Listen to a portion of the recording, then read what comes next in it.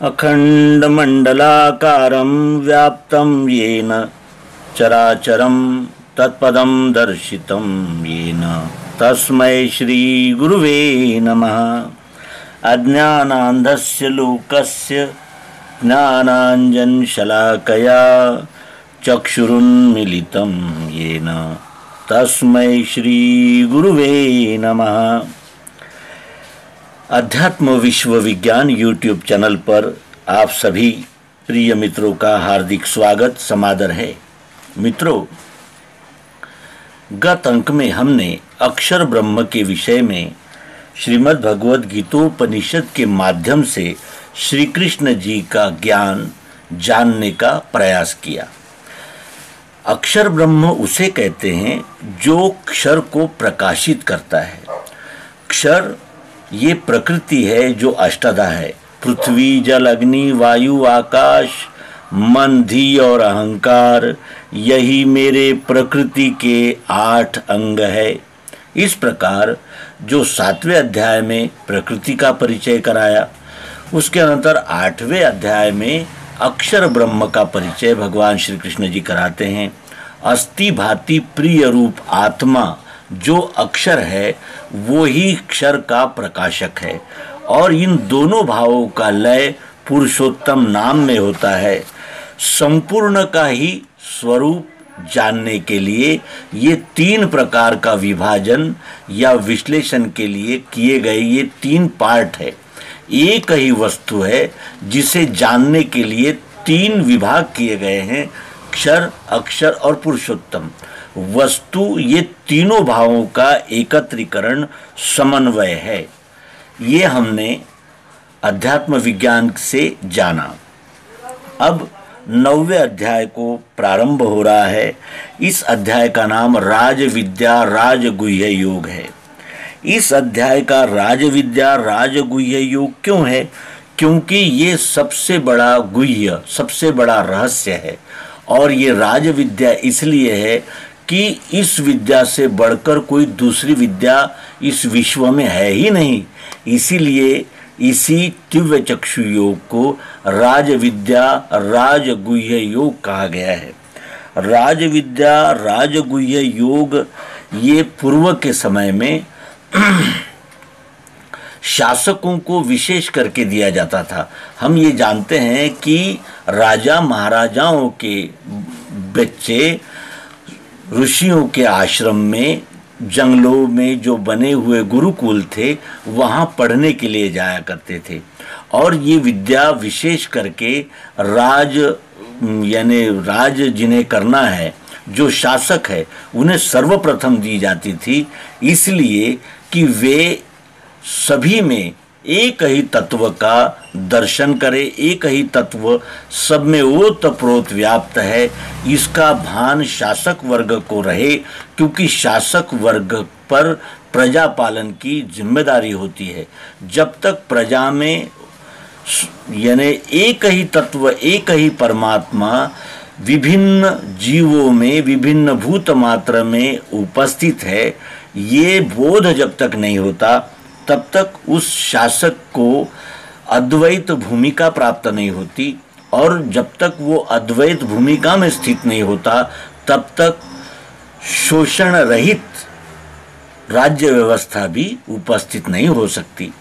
और इस सत्य को प्रथमतः शासक वर्ग को देने का कारण ही ये था कि शासक वर्ग में यदि ये विद्या जाती है तो सब में एक ही परम तत्व का अनुभव करता हुआ वो शासक सबको आप सरीका ही यानी अपने सरीका ही देखें, और इस राज यानी जो राज व्यवस्था है उसी में एक ही तत्व की उपस्थिति को अनुभव करके शासक वर्ग सब में एक जैसा ही व्यवहार करे, जिसमें कोई छोटा बड़ा, ऊंच नीच, जात पात इसका कोई प्रभाव न रहे।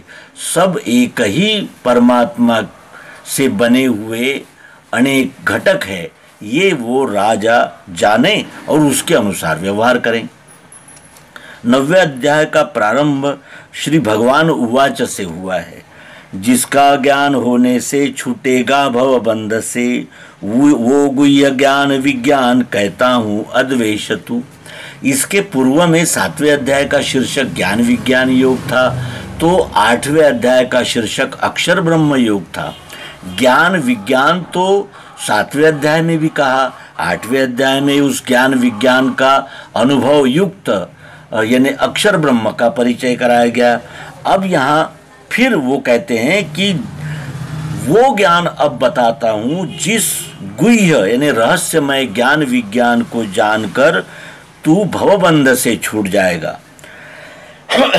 जिसको जानकर तू संसार बंध से छूट जाएगा, ऐसा ये गुह्यतम यानी गुह्य से गुह्य अत्यंत रहस्यमय ज्ञान तुझे दे रहा हूँ, क्योंकि तू अद्वेष है।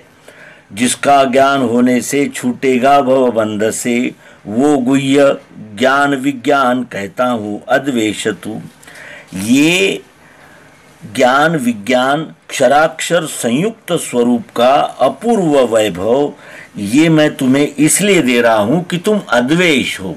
अद्वेष का मतलब होता है जिसके हृदय में किसी के विषय में द्वेष न हो, जो किसी को पराया नहीं जानता हो। अर्जुन का भी अगर हम श्रीमद् भगवद गीता का प्रारंभ देखें तो हमें ये ध्यान में आता है कि युद्ध भूमि पर अर्जुन के मन में करुणा निर्माण होती है, चाहे वो किसी भी निमित्त से हो, मोह के भी निमित्त से क्यों न हो, लेकिन उसमें संवेदना है, उसमें एक प्रकार से मार्दव है, उसका अंतःकरण कोमल है। वो हिंसा, रक्तपात, शोषण और ज़बरदस्ती इन सभी का दृष्टा है, और इसीलिए वो कहता है कि मैं भीख मांग लूँगा, ये लोग मुझे मार डालें तो चलेगा, लेकिन मैं रक्तपात नहीं करूँगा, और यहाँ मैं ये भीषण हिंसाचार का कारण नहीं बनूँगा। यही बात है कि उसे भगवान श्री कृष्ण जी कहते हैं कि तू अद्वेष है, तेरे में किसी भी विषय का द्वेष नहीं है। और दुर्योधन में द्वेष कूट कर भरा है। क्यों? क्योंकि उसको 5 गांव मांगते हैं तो वो सुई की नोक पर आए इतनी भी जमीन देने को तैयार नहीं है। और यहाँ न्याय को प्राप्त करने के लिए अर्जुन अपने भाई बंधुओं के साथ युद्ध भूमि पर उपस्थित है, लेकिन तब भी उसके मन का मार्दव जो है, जो कोमलता है, जो संवेदनशीलता है, वो जीवित है। इसीलिए भगवान उसे अद्वेष कहते हैं। राज विद्या राजगुह्य हैगा श्रेष्ठ पवित्र, ये प्रत्यक्ष धर्म का बीज अनाशी सुख साध्य है। ये राज विद्या सब विद्याओं में श्रेष्ठ है और सभी छिपे हुए रहस्यों का सबसे बड़ा रहस्य यही विद्या है। इसलिए इसको जानने का प्रत्येक मनुष्य को अधिकार है, लेकिन प्रत्येक मनुष्य को इसकी प्रवृत्ति नहीं होती। इसकी प्रवृत्ति उन्हीं को होती है जो संपूर्ण सत्य को जानना चाहते हैं, जो इस विश्व की संपूर्णता में इस यानी एक एक कण में उपस्थित सत्य को जानना चाहते हैं। पवित्रता से ये सर्वोत्तम पवित्र विद्या है, क्योंकि सब प्रकार की अपवित्रता का मूल व्यष्टि जीव भाव ही है, जो इस विद्या को जानने के बाद समाप्त हो जाता है। अपरोक्ष रूप से ये धर्म का बीज है, क्योंकि इसे ही ब्रह्म विद्या, दिव्य चक्षु योग इसे ही कहा जाता है, और ये दिव्य चक्षु रूपी बीज का ही वृक्ष धर्म है। धर्म उसे कहते हैं कि जब जब मानव यानी क्या करना चाहिए और क्या नहीं करना चाहिए इस द्वंद्व में फंस जाता है, उस द्वंद्व से निकालने के लिए जो ज्ञान, जिसमें क्या करना चाहिए क्या नहीं करना चाहिए का मार्गदर्शन होता है, उसे ही धर्म कहते हैं। धर्म का एक अर्थ स्वभाव भी होता है। तो हमारा वास्तविक स्वभाव जो है वो कैसा है? वो संपूर्ण है, लेकिन मैं 3.5 हाथ का देह ही हूँ, मैं केवल ये जीव ही हूँ, ऐसा अहंकार धारण करके जो हम बर्ताव करते हैं वही अधर्म होता है। और इसीलिए यहाँ कहते हैं कि ये अनाशी है। ये धर्म का बीज कैसा है? अनाशी है, जो जिसे नाश रहित कहा जाता है, और ये किसी भी देश काल परिस्थिति में रहते हुए सुखपूर्वक अभ्यास किया जा सकता है। ऐसा ये राजविद्या राजगुह्य है। जिन्हें इस धर्म में श्रद्धा नहीं है वे परंतप मेरी प्राप्ति बिना घूमे सदा संसार चक्र में। अर्जुन, जिन पुरुषों को इस धर्म में यानी दिव्य चक्षु योग सहित चातुर्वर्ण धर्म में श्रद्धा नहीं है, वो इधर उधर के कर्मोपासना रूप परोक्ष की झंझट में ही पड़े रहना चाहते हैं और उनको मुझ विश्वरूप परमात्मा की प्राप्ति यानी अनुभव नहीं होता। और ऐसे मनुष्य सदैव कर्म फलाशा की गति में पड़कर संसार रूपी चक्र में सदैव घूमा करते हैं। जिन्हें इस धर्म में श्रद्धा नहीं है वे परंतप मेरी प्राप्ति बिना घूमे सदा संसार चक्र में। अव्यक्त रूप मैंने ही व्यापा है सब विश्व, ये है सर्वभूत मेरे में, मैं इनमें रहता नहीं। मैं पुरुषोत्तम परमात्मा निज स्वभाव अक्षर ब्रह्म द्वारा संपूर्ण विश्व में व्याप्त हूँ। मैंने ही ये संपूर्ण विश्व अक्षर ब्रह्म द्वारा व्याप्त किया है। संपूर्ण विश्व में अक्षर ब्रह्म रूप चाह जरूरत प्रियत्व रूप से मैं पुरुषोत्तम ही स्थित हूँ। इसलिए सभी भूत स्थावर जंगम सहित मुझ परमेश्वर में ही ये सब कुछ है और मैं परमात्मा इन भूतों में नहीं रहता हूँ। इसका ये कहने का क्या आशय है कि मैं ये सभी भूत मुझ में रहते हैं, मैं इनमें रहता नहीं। इसका अर्थ यह है कि परमात्मा जो है वो सर्वव्यापक है। जैसे हमारे शरीर में ही हाथ पांव आँख नाक है, लेकिन क्या आँख में हम हैं, क्या कान में हम हैं? यानी हम जो है वो बड़े हैं, इस परमात्मा जो है वो बड़ा है जिसमें ये सभी भूत मात्र उसी में रहता है। जैसे बीज में वृक्ष रहता है लेकिन वो अप्रकट सूक्ष्म रूप से रहता है, और वृक्ष में बीज रहता है वो सूक्ष्म रूप से रहता है। तो क्या बीज और वृक्ष अलग अलग होते हैं? नहीं, लेकिन वृक्ष में बीज रह सकता है तो बीज में भी वृक्ष रह सकता है, केवल अंतर स्थूल और सूक्ष्म का ही होता है। इस तरह भूतों में अक्षर भाव की जागृति नहीं आती तब तक ये अक्षर भाव दृष्टा या प्रकाशक है, ये इस जीव को अनुभव नहीं आता। जैसे इस देह में रहने वाला स्वभाव संपूर्ण शरीर में व्याप्त रहकर प्रकाशक है लेकिन कुछ कार्य नहीं करता, और स्वभाव के प्रकाश में देह सब कार्य करता रहता है, लेकिन स्वभाव की देह में जागृति नहीं होती। इस बात का विश्लेषण और विस्तार करने के लिए आगामी श्लोक में भगवान श्री कृष्ण जी कहते हैं कि नहीं है भूत मेरे में योग ऐश्वर्य देखिए, भूत धरता न भूतों में ममात्मा भूत है लके। मेरे अक्षर भाव में भूत नहीं है। जैसे शक्कर मूल रूप में रवा ढेला आदि कल्पना नहीं होती, इसी तरह भूत जिसे कहा जाता है, जीव मात्र जिसे कहा जाता है, वैसी मेरे पुरुषोत्तम में कोई वस्तु नहीं है। मेरे इस विज्ञान योग ऐश्वर्य को देख, अर्थात अक्षर अक्षर संयुक्त स्वरूप का वैभव देख। भूतों को धारण करने वाला भूतों में नहीं है, क्योंकि मुझ पुरुषोत्तम का अक्षर भाव क्षर भाव भूतों का दृष्टा है, यानी लगता है, भूतों का निर्माण करता नहीं, इसलिए मुझ में भूत नहीं है। पूर्व में कहा कि मैं भूतों में नहीं हूँ, ये विराटता की दृष्टि से कहा, और अब कहते हैं कि मुझ में भूत नहीं है, भूत धरता न भूतों में ममात्मा भूत है लके। यानी मेरा आत्मा यानी विश्वरूप परमात्मा का अक्षर अंश जो है वही उसी ने भूतों का धारण किया है।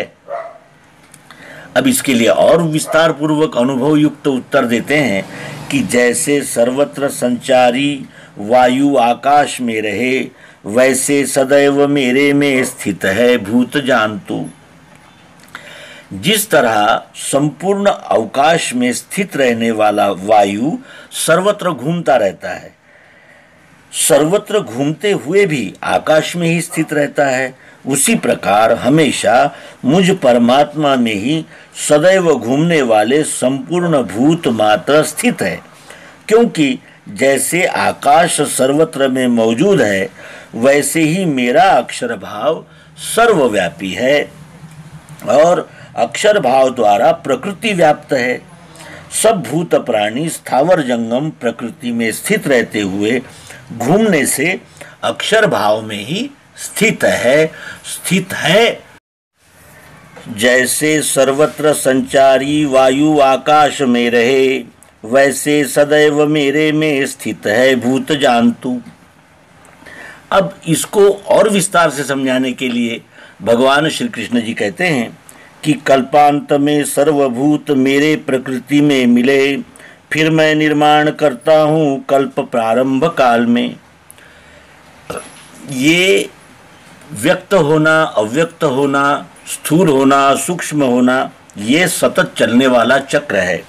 कल्पांत में सर्वभूत मेरे प्रकृति में मिले, यानी जब कल्प का अंत होता है तब ये सभी भूत मेरे प्रकृति में मिलते हैं और फिर मैं निर्माण करता हूँ कल्प प्रारंभ काल में। कल्प प्रारंभ काल में निर्माण करता हूँ और कल्पांत में सर्वभूत मेरे प्रकृति में मिल जाते हैं। यानी उदय और अस्त ये सतत चलने वाला चक्र है। अब ये कल्पना क्या है? जब हम जीव भाव में अपनी कल्पना का उदय होता है, जीव भाव मैं अलग हूँ, ये जीव भाव की कल्पना है। इसका अंत होते ही सर्वभूत मेरी यानी पुरुषोत्तम की अपरा प्रकृति में लय हो जाते हैं, यानी प्रकृति में लय हो जाता है। और जैसे ही जीव के अनंत कार्य विचार रूप सृष्टि निद्रित अवस्था में लय होती है, उसी प्रकार जब सुबह होती है तो फिर रचना होने लगती है। अर्थात कल्पना रहित अवस्था में निज अंगों का लय और स्फुरना होते ही उनका उदय हो जाता है। उसी प्रकार क्षर अक्षर पुरुषोत्तम इस त्रिपुटी के लयावस्था में भूत भाव प्रकृति में लय रहते हैं और त्रिपुटी का भाव उदय होते ही भूत मात्र प्रकृति द्वारा प्रकट हो जाते हैं। यानी प्रकट होना और अप्रगट होना, व्यक्त होना अव्यक्त होना, स्थूल होना और सूक्ष्म होना, ये सतत चलने वाला कार्य है। इस जीव भाव धारण करते ही हम इस विश्व से अपने आप को अलग मान लेते हैं, लेकिन जब हमारा जीव भाव छूटता है तो फिर हम उसी में लय को प्राप्त करते हैं। यानी जीव भाव का उदय उसी प्रकृति से होता है और फिर जीव भाव का जब लय होता है तो फिर वो जीव भाव इसी प्रकृति में लय को प्राप्त करता है। यानी उत्पत्ति होना और लय होना, यही ये सतत चलने वाला चक्र है। और ये प्रकृति किस तरह अपने जीवों को यानी इन जीव मात्र को जन्म देती है, उसके विषय में भगवान श्री कृष्ण जी कहते हैं कि प्रकृति के सहारे से अपने सर्वभूत ये बारंबार बनाता हूँ जो है प्रकृति के वशी। प्रकृति के सहारे से अपने सर्वभूत ये बारंबार बनाता हूँ जो है प्रकृति के वशी। प्रकृति क्या है? पृथ्वी, जल, अग्नि, वायु, आकाश, मन, धी और अहंकार, यही मेरे प्रकृति के 8 अंग है। इन्हीं 8 अंगों से प्रकृति बनी है। पृथ्वी, जल, अग्नि, वायु, आकाश, ये 5 महाभूत, सतोगुण, रजोगुण और तमोगुण, ये 3 गुण, ये 8 का समुच्चय साम्यावस्था प्रकृति का स्वरूप है। और इसी प्रकृति के सहारे से ये सारे भूत मात्र निर्माण हुए हैं। और ये भूत मात्र बारंबार बनाता हूँ जो है प्रकृति के वशी। अब ये संपूर्ण दृश्य की उत्पत्ति बनने और बिगड़ने के भाव से रहित होती रहती है, किंतु जो जीव भाव युक्त इस रहस्य को न जानकर कामनाओं के अनंत प्रकार की भोग ऐश्वर्य की चाहना में फंसे हुए रहते हैं और अनेक कामनाओं को प्राप्त करने की इच्छा करते रहते हैं, उनको ही बनाता हूँ और वे आपको देह मानकर बार बार पैदा होते और मरते रहते हैं। तात्पर्य यह है कि जो आत्म साक्षात्कारवान गोविंद रूप ही है, वे न बनते हैं न बिगड़ते हैं, क्योंकि वे अनन्य हैं। प्रकृति के सहारे से ये सभी भूत निर्माण होते हैं और बारंबार ये जन्म लेते हैं और मृत्यु को प्राप्त होते हैं, यानी उत्पत्ति होती है और लय को प्राप्त होते हैं। क्यों? क्योंकि यह है प्रकृति के वशी। जो प्रकृति के वशी होते हैं उन्हें ही बार बार जन्म लेना पड़ता है, और जिसका जन्म होता है उसका समापन भी होता है। लेकिन जो प्रकृति के साक्षी है, जो अपने आप को 3.5 हाथ का जीव ही मैं हूँ, ये न मानते हुए मैं इस विराट आत्मा का, परमात्मा का ही अंश हूँ, इस प्रकार जो जागृत हो गए हैं, उन्हें फिर प्रकृति के वशी न रहने से जन्म धारण नहीं करना पड़ता। कर्म में प्रकृति के मैं रहता हूँ संग त्याग के, भूतों के कर्म से मुझको नहीं बंध धनंजय।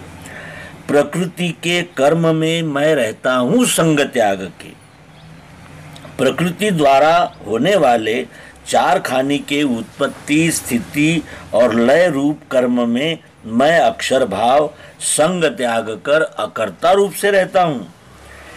इसलिए भूतों के द्वारा होने वाले कर्मों से मुझ अक्षर भाव को बंधन नहीं होता, क्योंकि न तो उनके किए हुए कर्मों का मैं करता ही हूँ न भोगता ही हूँ, क्योंकि मैं अक्षर भाव इस प्रकृति को प्रकाशित करता हूँ। और प्रकृति से होने वाले ये जो 4 खानी के जीव मात्र है, इनमें ये मुझसे निर्माण हुए हैं, इनमें मैं ही हूँ। लेकिन कैसा हूँ? संग त्याग के हूँ, क्योंकि प्रकृति के वशी है ये जीव, और मैं प्रकृति को चालना देने वाला पुरुषोत्तम परमात्मा अक्षर के प्रकाश में प्रकृति का संचालन करता हूँ। ऐसा भगवान श्री कृष्ण जी कहते हैं, मैं प्रकृति के संग में नहीं रहता, प्रकृति मेरे संग में रहती है। ऐसा कहने का ये यहाँ भगवान श्री कृष्ण जी उद्घाटित करते हैं इस रहस्य को। अब इसको हम अनुभविक दृष्टि से यदि देखते हैं, तो किसी के मकान में रहने वाला यदि दुराचरण करे या सदाचरण करे, तो मालिक, जो मकान का मालिक होता है, वो उससे कोई संबंध, उससे प्राप्त होने वाले लाभ हानि रूप से संयुक्त नहीं रहता, वो उसके लिए जिम्मेदार नहीं रहता। ये अवश्य है कि दुराचरण करने वाले से मकान खाली करा सकता है। ऐसे ही परमात्मा का आत्मभाव प्रकृति में सर्वत्र ठोस भरा हुआ है। उसमें प्रकृति द्वारा अखंड गति से गुणों द्वारा कार्य होता रहता है। आत्मा में जीव नाम से कोई करता है, ये भावना ही नहीं है, क्योंकि वह भावनातीत है।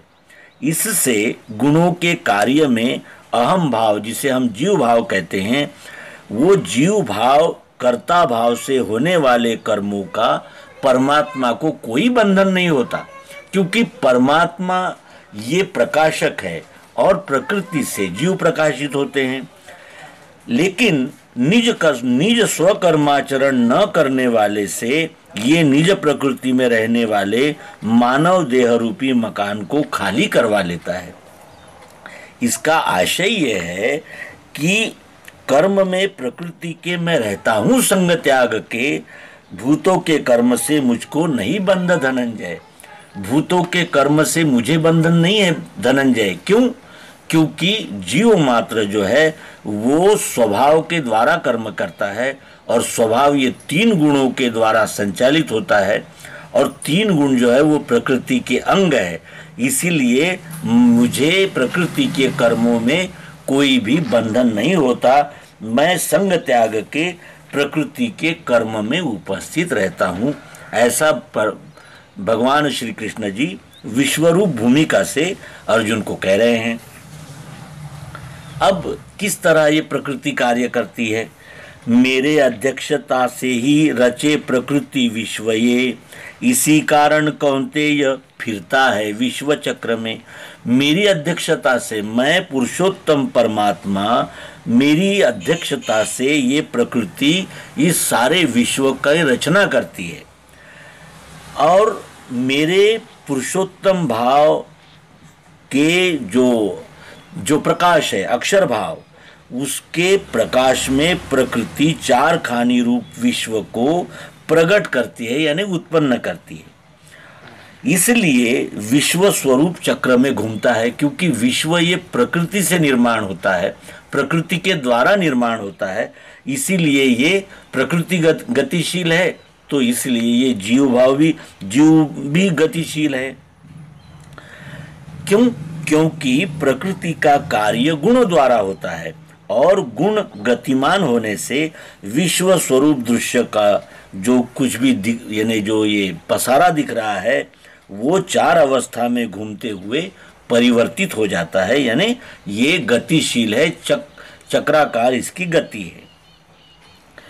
अब मनुष्य देह लेने से मूढ़ माने नहीं मुझे, स्वामी भूतन का मेरा श्रेष्ठ भाव नहीं लखे। मनुष्य शरीर धारण कर किए हुए होने से मूर्ख लोग मेरे परमात्मा भाव को, अर्थात मुझ कृष्ण रूप में सद्गुरु भाव को नहीं जानते। क्यों? क्योंकि उनकी 3.5 हाथ वाली जीव दृष्टि मनुष्याकार पर ही जाती है।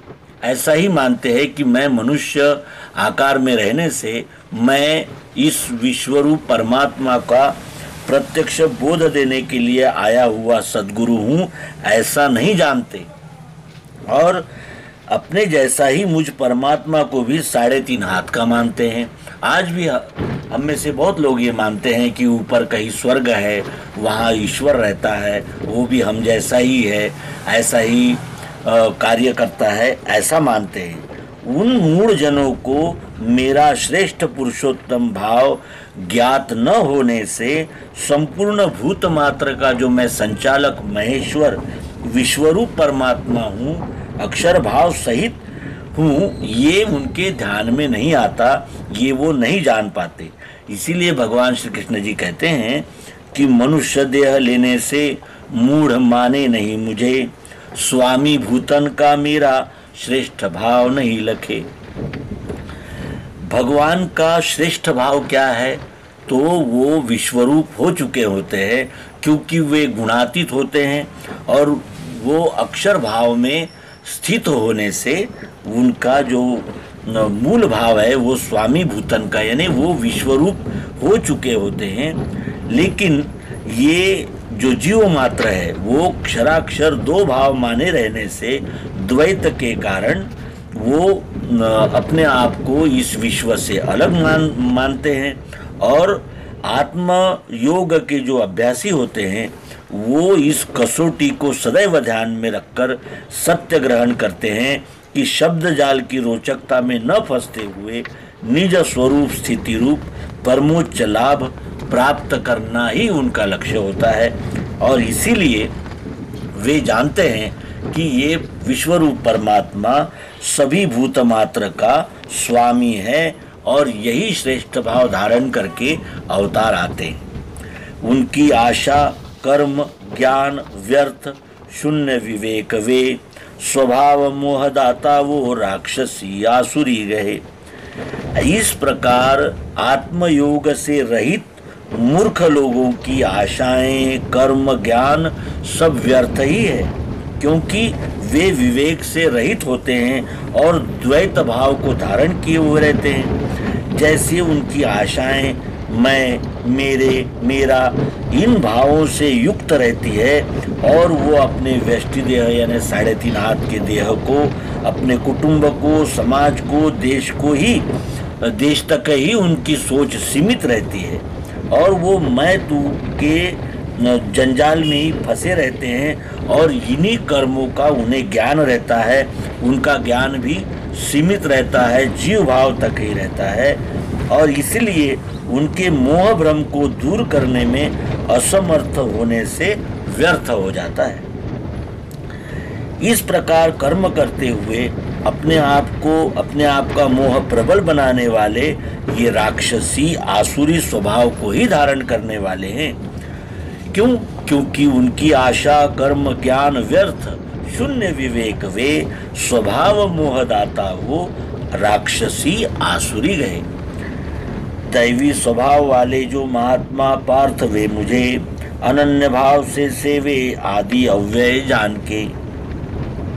जो दैवी स्वभाव वाले हैं वे क्षर और अक्षर, सगुण और निर्गुण तथा इनसे अतीत पुरुषोत्तम नाम, ये तीनों भाव भिन्न नहीं है, इस प्रकार एक रूप ही है ऐसा अनन्यता की दृढ़ता में वस्तुतः विलीन हो चुके हैं। यानी वो क्षर अक्षर संयुक्त पुरुषोत्तम को जानकर वही मुझ पुरुषोत्तम विश्वरूप परमात्मा के अनन्य भाव द्वारा स्ववर्णोपासना रूप सेवा करते हैं। इसीलिए वो विज्ञान संपन्न होते हैं और दृश्य मात्र के आदि मेरे अक्षर भाव को जानते हैं। क्योंकि क्षर भाव ये हमने 8वें अध्याय में अच्छी तरह समझा कि अधिभूत क्षर है, अधिदैव अक्षर है और अधियज्ञ पुरुषोत्तम परमात्मा है।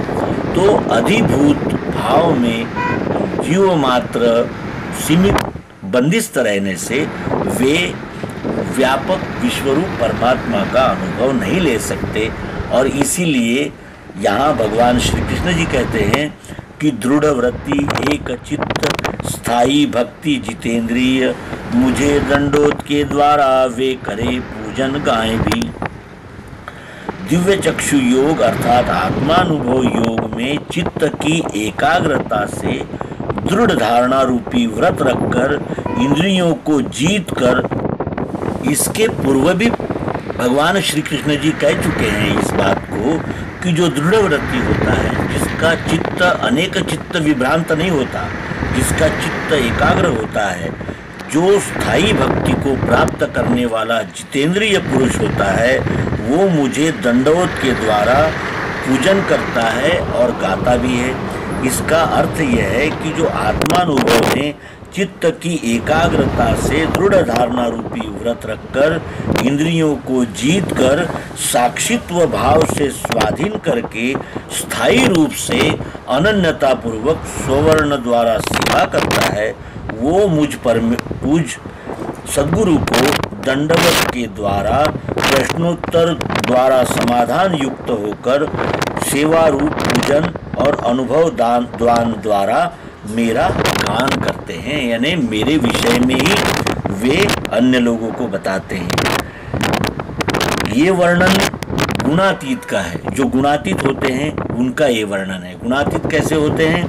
दृढ़ वृत्ति एक चित्त स्थायी भक्ति जितेंद्रिय, मुझे दंडोत के द्वारा वे करे पूजन गाए भी। गुणातीत होने पर ही दिव्य चक्षु के उपदेश रूपी गान करने की शक्ति प्राप्त होती है। जब तक हम गुणों में बद्ध रहते हैं तब तक हम जीव भाव में ही लगे रहते हैं, जीव भाव में ही रत रहते हैं। लेकिन जैसे जैसे हम गुणों के साक्षी होते जाते हैं वैसे वैसे हम धीरे धीरे गुण के साक्षी होते होते फिर गुणातीत होते हैं। और जब गुणातीत होते हैं तभी दूसरे को भी इस दिव्य चक्षु का उपदेश करने की हमें शक्ति प्राप्त होती है। ज्ञान से भजने वाले कोई वो मुझको भजे, सद्गुरु में विभूति में और संपूर्ण विश्व में। दिव्य चक्षु योग के ज्ञान से युक्त होने वाले और विश्वरूप परमात्मा की सेवा करने वालों में से कोई कोई मुझ विश्वरूप की सद्गुरु अधिष्ठान युक्त स्वधर्म द्वारा सेवा करते हैं। ये सात्विक प्रकार है। कोई विभूति अधिष्ठान द्वारा सेवा करते हैं, ये राजस प्रकार है। और संपूर्ण विश्व में एक ही परमात्मा कण कण में उपस्थित है, ये अनुभव के द्वारा जानकर सेवा करते हैं, वही सात्विक है। और जो एक प्रतिमा में या किसी स्थान में ही परमात्मा है ऐसा जानकर उस प्रतिमा की, उस विभूति की सेवा में ही लगे रहते हैं, वो तामस प्रकार है। तो यानी पूजन 3 प्रकार से करते हैं। 3 गुणों के लोग 3 प्रकार से पूजन करते हैं। जो ज्ञान से भजने वाले हैं वो मुझे भजते हैं, यानी विश्वरूप परमात्मा को संपूर्णतया भजते हैं। और जो राजस वृत्ति वाले होते हैं वो सद्गुरु में और विभूति में भजते हैं। और जो तामसी प्रकार वाले होते हैं वो केवल प्रतिमाओं में और एक सीमित स्थान पर परमेश्वर की कल्पना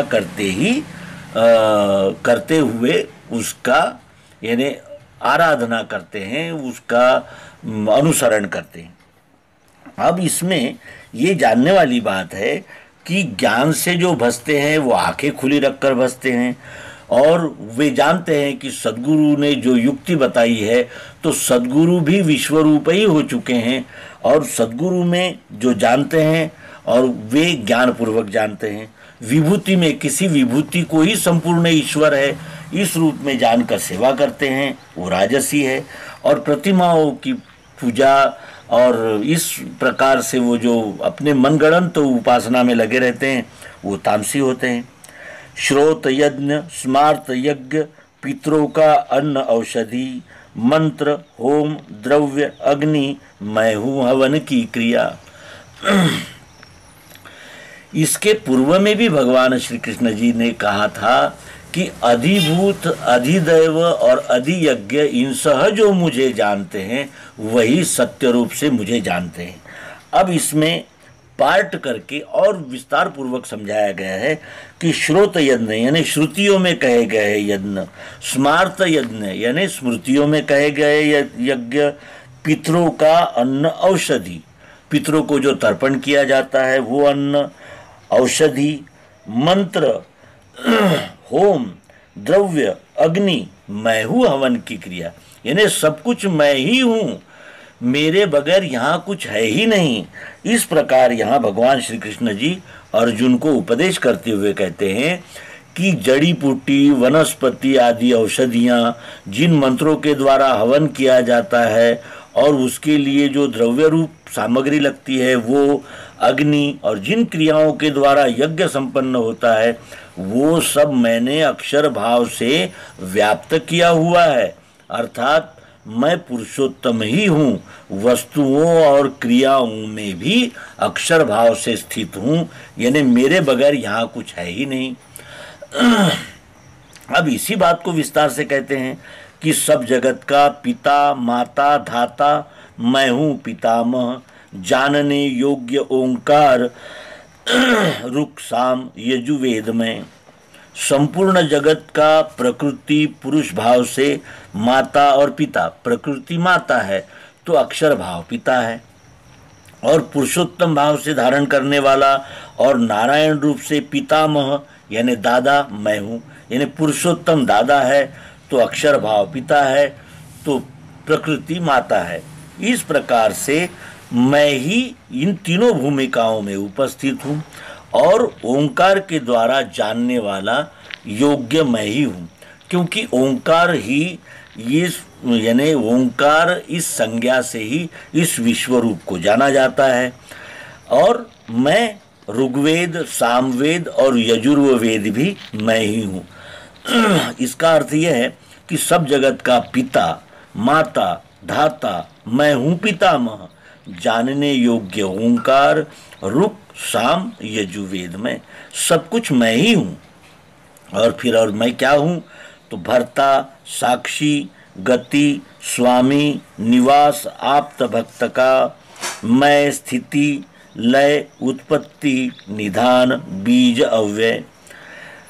अब मैं भरता हूँ यानी इस विश्व का पालन पोषण करने वाला भी मैं ही हूँ, साक्षी हूँ, मैं प्रकृति का साक्षी भी हूँ, प्रकृति के बहाव रूप में जो प्रकृति का जो गति भाव है उसमें रहकर अक्षर भाव से सबका स्वामी भी मैं हूँ, और मुझ में ही सब उत्पन्न होते हैं रहते हैं और लय को प्राप्त होते हैं।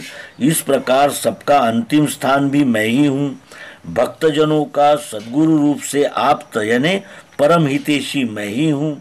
सत्वगुण रूप से स्थिति, तमोगुण रूप से लय और रजोगुण रूप से उत्पत्ति भी मैं ही हूँ। मैं अक्षर भाव ही सबका कारण रूप बीज हूँ। जैसे बीज में वृक्ष का लय रहता है और पैदा होते रहता है, इसी प्रकार संपूर्ण प्रकृतिस्थ जो ये पसारा है, जो ये फैलाव है, वो अक्षर भाव से प्रकट होता है और उसी में लय रहता है। तथा अक्षर कारण का भी कारण जो महाकारण रूप है, वो मैं पुरुषोत्तम विश्वरूप परमात्मा सबका निधान हूँ और अव्यय बीज हूँ। मैं कभी घटता नहीं और बढ़ता नहीं। जैसे बीज में वृक्ष रहता है, उसी प्रकार मुझ में ही ये संपूर्ण उत्पत्ति स्थिति लय का चक्र चलता रहता है। मैं तपता हूँ, करता हूँ गिराना जल रोकना, अमृत में मृत्यु भी मैं सतासत अर्जुन। मैं सूर्य रूप से तपता हूँ और वायु रूप से उस जल को गिराता भी मैं ही हूँ, जल को रोकने वाला भी मैं ही हूँ, अमृत में मृत्यु भी मैं सतासत अर्जुन। सब कुछ मैं ही हूँ। मैं पुरुषोत्तम ही अक्षर भाव द्वारा सूर्य रूप में तपता हूँ और गुण रूप से करता हूँ। वर्षा का करने वाला और रोकने वाला भी मैं ही हूँ। आत्मानुभव रूप से अमृत हूँ और अहम रूप से मृत्यु भी मैं हूँ। मैं सत निर्गुण अक्षर ब्रह्म और असत यानी रूपांतरण होने वाला, सतत रूपांतरित होने वाला अक्षर भाव सगुण, ये मेरे ही स्वरूप है। इसलिए मैं सर्वत्र पुरुषोत्तम ही हूँ, यानी मैं ही सब कुछ हूँ। मुझ में ही ये सारी उत्पत्ति स्थिति लय की क्रियाएं हो रही है। और इसीलिए भगवान श्री कृष्ण जी कहते हैं कि मैं विश्वरूप परमात्मा भर्ता साक्षी गति स्वामी निवास आप्त भक्त का मैं स्थिति लय उत्पत्ति निधान बीज अव्यय। मैं तपता हूँ, करता हूँ गिराना जल रोकना, अमृत में मृत्यु भी मैं सतासत अर्जुन। इस प्रकार सब कुछ मैं ही हूँ, ऐसा भगवान श्री कृष्ण जी इस अध्याय में कहते हैं। यहाँ से आगे भगवान श्री कृष्ण जी उन नित्य युक्त भक्तों का वर्णन आरंभ करते हैं जो इस रहस्य को जानते हैं और इस रहस्य को जानकर वो परमात्मा को प्रिय होते हैं, यानी परमात्मा के साथ एकाकार होकर वो जन्म मृत्यु के बंधन से छूट जाते हैं, जिसके विषय में हम आगामी अंक में चर्चा करेंगे। आप सभी का इस मालिका को दिए गए प्रतिसाद के लिए बारंबार धन्यवाद प्रेषित करते हैं और यहाँ इस अंक को विराम देते हैं। नर्मदे हर सद्गुरु भगवान की जय, विश्वरूप परमात्मा की जय। ओम शांति शांति शांति।